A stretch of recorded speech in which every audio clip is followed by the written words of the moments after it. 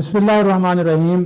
Viewers, आप M2M Urdu देख रहे हैं और जमहूर की आवाज़ प्रोग्राम है।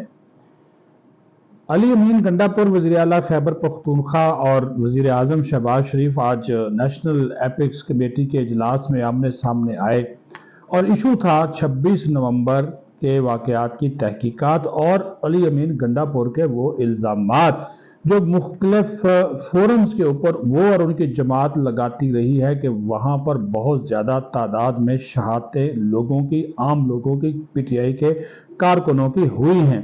वही फिगर्स कभी 278, कभी 300, कभी 12, कभी 16, कभी 13 के फिगर्स जो हैं वो आते रहे। तो आज ये बहुत बड़ा फोरम था जिसके ऊपर वज़ीर आज़म शहबाज शरीफ ने जब ये बात की कि 26 नवंबर को जो वफाकी दारुल हुकूमत में हुआ, जो चढ़ाई की गई, इस तरह की चढ़ाई नहीं होनी चाहिए। फिर उसके बाद सोशल मीडिया के ऊपर जो प्रोपेगेंडा किया गया लाशों के बारे में और खून के बारे में, जो आर्टिफिशियल इंटेलिजेंस के ज़रिए जो यहाँ पे गेम खेला गया, तो उसके ऊपर उन्होंने बात की। उन्होंने कहा कि ये डिजिटल जो दहशतगर्दी है इसका कलाकमा करना भी ज़रूरी है, ये फेक न्यूज़, ये जाली खबरें, इसका कलाकमा करना भी बहुत ज़रूरी है। तो उसके ऊपर अली अमीन गंडापुर जो है वो फट पड़े और उन्होंने कहा कि वज़ीर आज़म साहब, आपको ये बात नहीं करनी चाहिए थी, लेकिन अगर आपने ये बात कर ही दी है तो फिर मैं आपको बताता हूँ कि यहाँ पे अच्छा अब एक नया फिगर दे दिया और इतने बड़े फोरम पे उन्होंने कहा कि 13 लोग जो है वो हमारे जो है उनके मुताबिक उन्होंने कहा शहीद हुए हैं और सैकड़ों जो हैं वो ज़ख्मी हैं और पता नहीं 45, 50, 55 उन्होंने कहा जी वो लापता हैं, उनका पता नहीं चल रहा। तो उन्होंने कहा कि बिल्कुल हुआ है और अगर आपने इसकी तहकीकात करवानी है तो फिर जो है वो आप जो है वो जुडिशल कमीशन बनाएं। हमारा मुतालबा है कि 9 मई के लिए भी जुडिशल कमीशन बनाएं और 26 नवंबर के लिए भी जुडिशल कमीशन बनाएं, वरना हम तो माफ़ी मांगने वाले नहीं हैं। हालांकि जो 19 मुजरम थे जो 9 मई के वाक़यात में मुलव्वस बाकायदा इतराफ़ जुर्म करके मान के फिर उन्होंने माफ़ी मांगी, उनको रिलीज़ कर देगा। उस माफ़ी मांगने को ये खुशाइन करार देते हैं अली अमीन गंडापुर। उनके माफ़ी मांगने को उनकी पार्टी खुश आइंद करार देती है, लेकिन खुद माफ़ी नहीं मांगते, खुद कहते हैं जुडिशल कमीशन बनाए।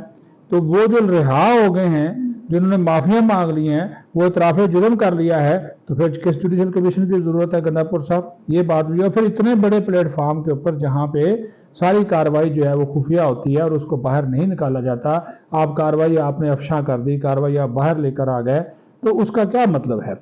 तो ये चीज़ें जो है वो नहीं होनी चाहिए, बिल्कुल नहीं होनी चाहिए। और ये खुदा ना खास्ता जब आप सलामती के मामलात एक कौमी सतह के प्लेटफॉर्म पे बैठ के डिस्कस करते हैं तो फिर उसमें ज़ातियात और सियासियात जो है वो उसको अलग करें, ये मत करें। तो ये जो इस वक्त एक सिचुएशन आपने क्रिएट की हुई है और इस वक्त आप वो एक लबादा है, वो असर इकबाल ने इसके रद्द में ठीक बोला। उन्होंने कहा जी अली अमीन गंडापुर 2 कश्तियों के सवार है, इनकी एक सियासी मजबूरी है, एक सरकारी मजबूरी है। उन्होंने कहा कि ये कुछ बयानात इनके सियासी होते हैं, कुछ सरकारी होते हैं जो इनको नहीं देने चाहिए, लेकिन वो गड़बड़ कर जाते हैं। तो ये आज नेशनल एपिक्स कमेटी के इजलास में हुआ, आमने सामने आए, वज़ीर आज़म ने भी फिर अच्छी खासी उनको सुना दी। Army chief general Syed Asim Munir इस सारी सूरत में खामोश है। अलबत्ता नायब वज़ीर आज़म इसहाक डार ने ये बात कही, उन्होंने कहा कि गंडापुर साहब यहाँ पे ये बात करने का प्लेटफॉर्म नहीं है। वज़ीर आज़म ने एक जनरल बात की है और जो कुछ हुआ आप लोगों ने बताया, उस वक्त बेलारूस के सदर पाकिस्तान के दौरे पे थे, जो हालात आप लोगों ने क्रिएट किए उसके तनाज़ुर में बात की है। लेकिन अगर आप लाशों की बात करते हैं, जुडिशल कमीशन की बात करते हैं, तो मुज़ाकराती कमेटी बनी हुई है, तो आप उस मुज़ाकराती कमेटी में जो है वो अपना नुक्ता नज़र, अपना मतमा नज़र आप रख दें। तो उसमें तो ऐसी कोई बात नहीं कि आपको कोई जो है वो आपके ऊपर कोई पाबंदी है, तो आप वहाँ पे अपना नुक्ता नज़र रख दें। तो उसके ऊपर फिर जो है वो फिर थोड़ा सा माहौल जो है वो ठंडा हुआ। लेकिन गंडापुर साहब को चाहिए कि इस तरह की चीज़ों को जो है वो अगर कोशिश करेंगे तो वो अवॉइड करेंगे तो बेहतर ही होगा। दूसरा जो इशू है ये कौम लूत, ये ख़ारजी, एक वो बयान खबर सामने आ गई कि इनके अपने ही जो लोग हैं ख़ारजियों के, ये अपने साथियों को जिनसी तशद्दुद, ज़्यादती का निशाना बनाते हैं। और एक इनके साथी ने इस वजह से ऊपर खुदकशी की जो है वो कोशिश की है, वो उनकी वीडियो बनाते हैं, उनको ब्लैकमेल करते हैं और नाम इस्लाम का इस्तेमाल करते हैं। खुदा के लिए इस्लाम ऐसी तालीमात देता है, पूरा जिक्र है कौम लूत का कुरान पाक में, और आप वही काम कर रहे हैं।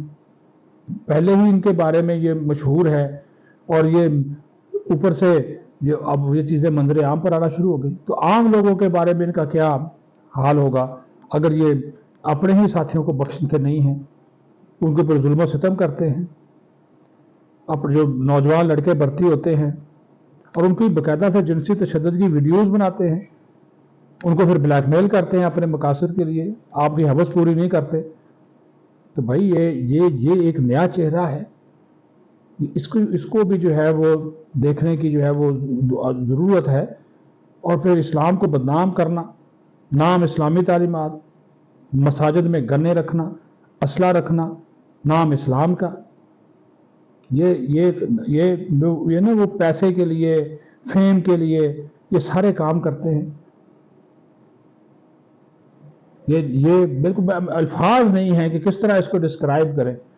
وہ سٹوری باقاعدہ طور پر آئی اور انہوں نے اس کو کہا کہ وہ بیچارہ جو ہے وہ اپنی کہانی بیان کرتا ہے، لڑکا جو جنسی تشدد کا شکار ہوا کہ مجھے بلیک میل کیا گیا، مارا گیا، وحشیانہ تشدد کیا گیا، ویڈیوز بنائی گئی اور وہ خودکشی کر رہا ہے۔ یہ صورتحال ہے۔ اسلام کی تو یہ تعلیمات نہیں ہیں،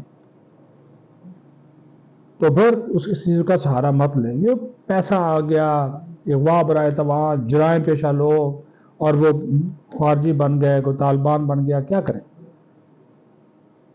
تو یہ دو ایشوز سے جو اس کے بارے میں نے کہا کہ آپ کے سامنے جو ہے اس کو ڈسکس کیا جائے، آپ کے سامنے رکھا جائے، کیونکہ دیکھیں ہمارا ملک ہے، ہم نے اس کو سنوارنا ہے۔ تمام سیاسی جماعتیں مل بیٹھ کے جس طرح وزیر اعظم نے بات کی ہے، ملک کے استحکام اور ترقی کے لیے کام کریں تاکہ سب کا اس میں فائدہ ہو۔ پاکستان زندہ باد۔